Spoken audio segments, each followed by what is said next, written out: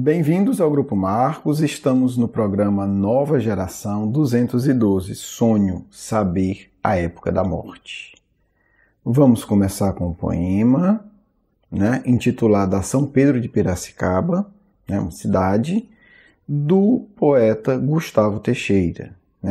É uma homenagem que ele faz também à cidade dele. Ele é paulista, nasceu na cidade de São Pedro e desencarnou em 1937. Vamos ao poema.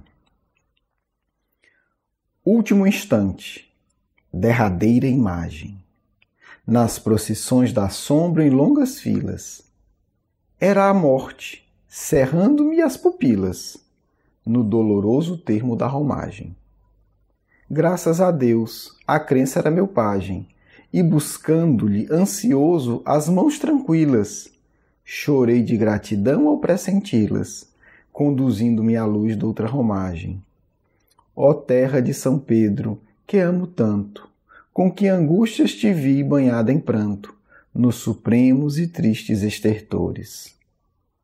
Trabalha e espera sobre os céus risonhos, que a morte é vida para os nossos sonhos e paraíso para as nossas dores.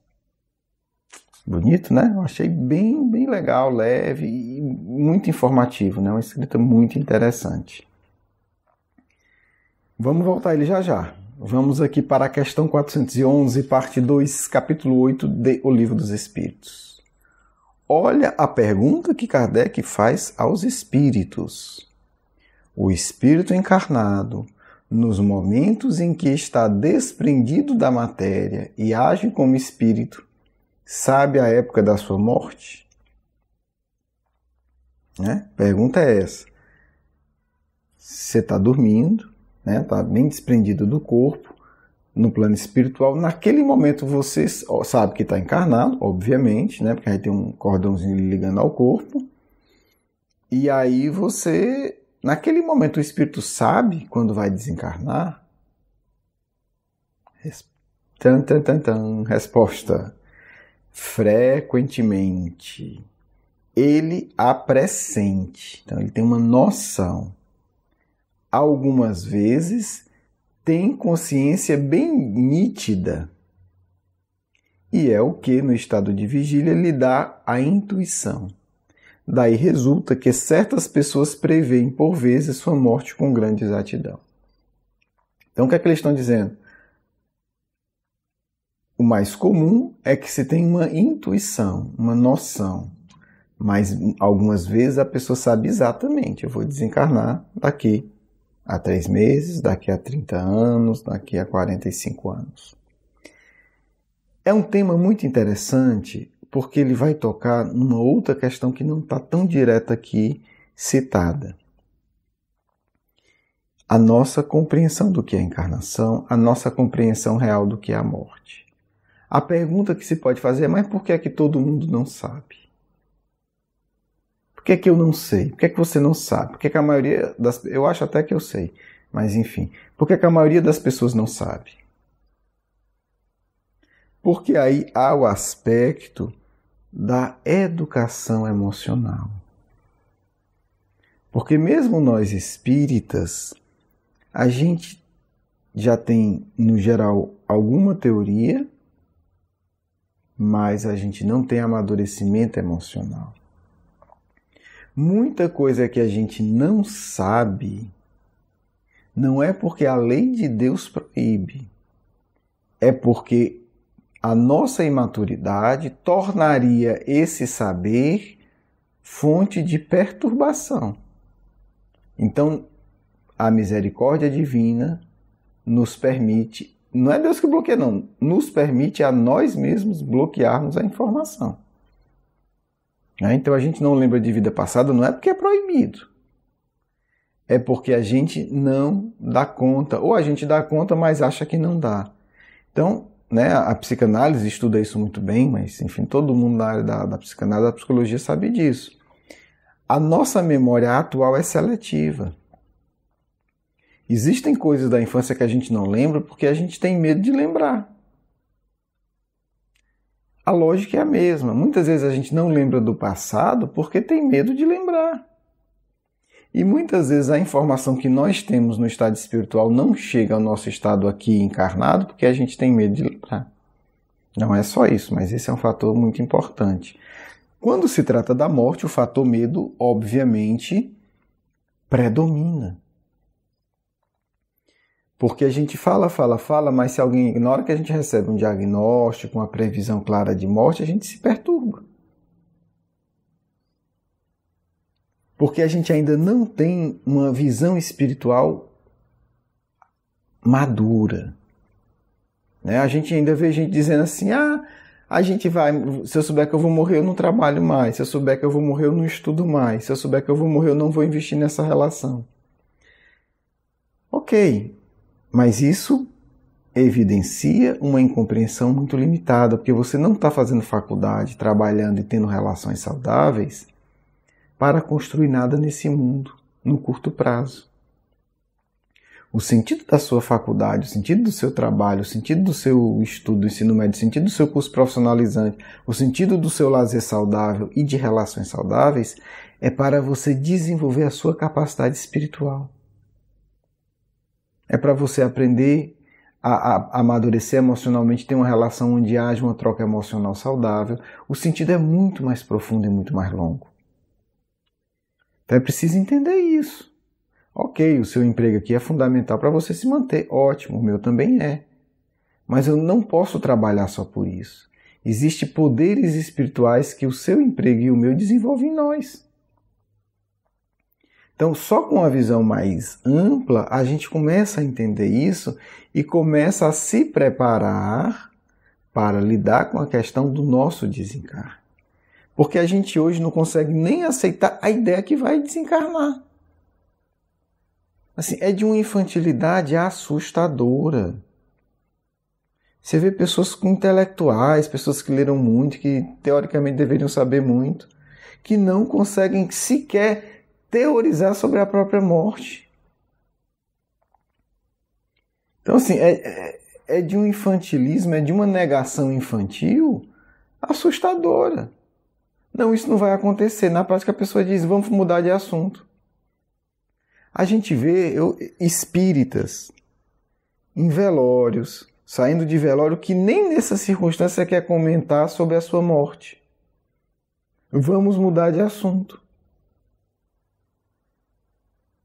Se torna assunto mórbido. Olha que loucura. Não é aquele assunto proibido, assunto tabu para espírita, saindo de velório. Eu já vivi isso. Com gente que diz que tem décadas de espiritismo. Que se acha muito inteligente, se acha muito culto. Aí você começa a falar, a pessoa, não, vamos mudar de assunto, e começa a falar coisa que não tem nada a ver. Eu digo, nossa, nem aqui. Vai falar disso quando, meu amigo? Né? Nem aqui a gente quer. Como será que vai ser no nosso desencarne? Ninguém quer tocar nesse assunto. Vamos ver esse desencarne aqui que foi belíssimo. Eu quero voltar para o poema. Vamos lá. Um desencarne feliz. Não sei se foi espírita, não conheço esse poeta, não conheço a história de vida dele, mas aqui a descrição é belíssima. Vamos lá. No último instante, a derradeira imagem. Ele está desencarnando, né? Qual foi a imagem? A procissão da sombra em longas filas. Aí ele diz, o que é isso? Era a morte, cerrando minhas pupilas. Ele estava morrendo, né? No doloroso termo da romagem. Doloroso termo da romagem, né? Da caminhada terrena. Olha a reação emocional desse sujeito. Graças a Deus, a crença era meu pajem. Quer dizer, o apoio dele era a crença. Ele acreditava na vida após a morte. É o que é que ele fez? Buscando-lhe, ansioso, as mãos tranquilas. Chorei de gratidão. Ele está buscando a mão da morte. Né? Um símbolo, né? Quando ele pega as mãos dela, ele chorei de gratidão. O cara está morrendo ali. O que é isso? Eu estou vendo, eu vou morrer. Graças a Deus. Né? Então ele busca a morte nesse sentido de ótimo, conduzindo-lhe à luz da outra paisagem. Ele lamenta a terra. Eu não sei se ele era famoso, não conheço realmente se houve um lamento, né, da cidade. Ó terra de São Pedro que amo tanto, com que angústias te vi banhado em pranto. Quer dizer, ele está lamentando pelas pessoas que estão lamentando a morte dele, nos supremos e tristes extentores. para o núcleo. Trabalha e espera sobre os céus risonhos, que a morte é a vida para os nossos sonhos e o paraíso para as nossas dores. A gente ainda não entendeu isso. Como a gente não entendeu que a morte é a vida dos nossos sonhos, quem vive em busca sincera do Cristo, morrer é encontrar tudo que você deseja. É isso. E é o paraíso das dores. Como nós não vivemos isso, como nós não entendemos isso, a gente se desespera em falar que vai morrer. Porque nós ainda transformamos a morte como a ida para um lugar terrível, para o lugar da incerteza, a gente não entende. E olha que nós somos espíritas. Então é interessante a gente entender no aspecto do sonho. As informações muitas vezes não vêm do sonho, da intuição e etc. Não é porque não possa. É porque nós não damos conta. Então a gente tem só que ter um cuidado imenso com a nossa arrogância. É muito honesto e bonito a gente dizer, ok, hoje eu não dou conta de saber isso, não tem problema nenhum. Agora, a gente dizer que a lei de Deus proíbe lembrar de vida passada, a lei de Deus proíbe saber da morte é ridículo. E a gente está tendo uma atitude anticristã. Porque a gente está distorcendo, querendo distorcer a lei divina para não reconhecer a nossa limitação. É um ato de orgulho e arrogância.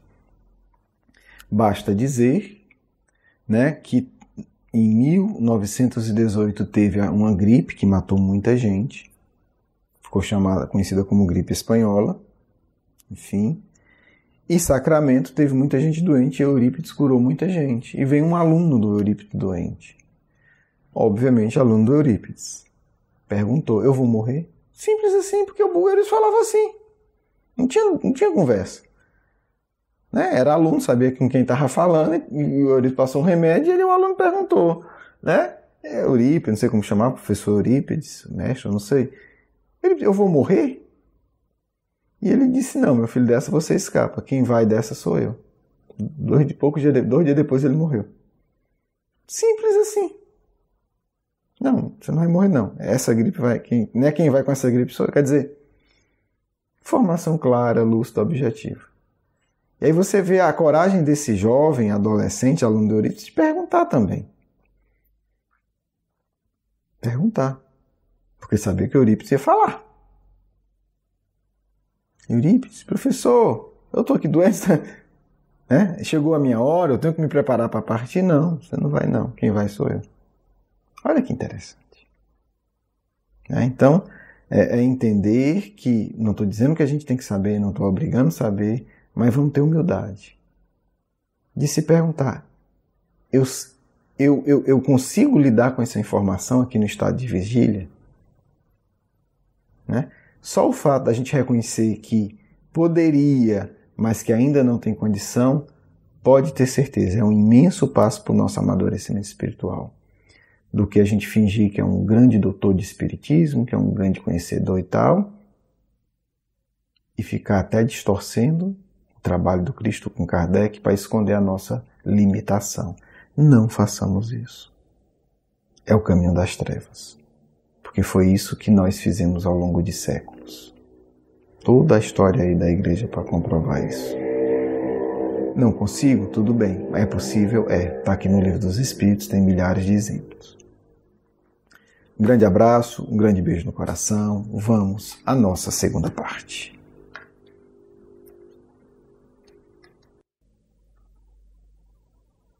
Que a paz do Cristo esteja em nossos corações. A morte é muito importante para todos vocês. Filhos e filhas, vocês precisam pensar todos os dias. Sou espírito em passagem por esse mundo. O que importa fazer aqui? Não esqueçam disso. Tenho tempo limitado. tenho que cumprir minhas principais obrigações. Como posso aproveitar melhor meu tempo, minha vida? Que missão o Cristo me concedeu? Não pense que o Cristo foi atrás de vocês. Contrário, vocês pediram a oportunidade para provar o valor de vocês. E Cristo disse, tudo bem, meu filho, vou te dar essa chance. Vou te conceder tudo o que você precisa. Vou te dar esta bolsa de estudos na Terra. Vou te dar toda a estrutura necessária para que você aprenda e prove que você vai fazer o que prometeu. É assim que existe a encarnação na Terra. Para a imensa maioria. Então, não vamos imaginar que o Espiritismo é essa coisa estúpida que vocês estão fazendo dele. Uma brincadeirinha, uma distração de fim de dia e de fim de semana. Vai ser o final é de vocês na Terra. Não é assim. Espiritismo é luz para iluminar vocês toda hora. Em brigas, em confusões, em trânsito, em doença, em alegria, em comemoração.